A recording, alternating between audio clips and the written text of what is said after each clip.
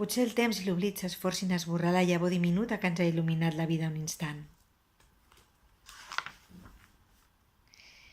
El pipilleig d'una estrella deu ser com certes coses de la vida. Semblen plenes d'intensitat i només són la llum d'alguna cosa que va existir fa molt de temps.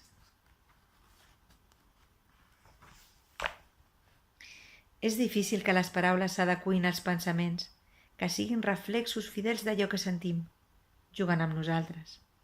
Ens roben la vehemència o l'atenuen, quan voldríem abocar intensitats.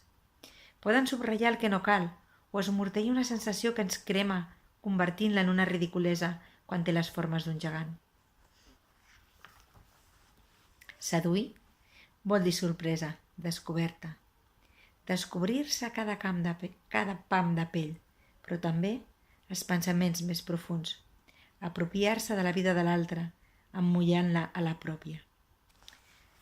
Ets la meva vida, ets la meva mort, de Maria de la Pau Gené, un llibre que us recomano, del que he seleccionat 4 fragments i podria seleccionar molts més, perquè és un llibre preciós. Vosaltres també, si voleu, podeu suggerir-me llibres als comentaris. Bé, doncs, avui només això.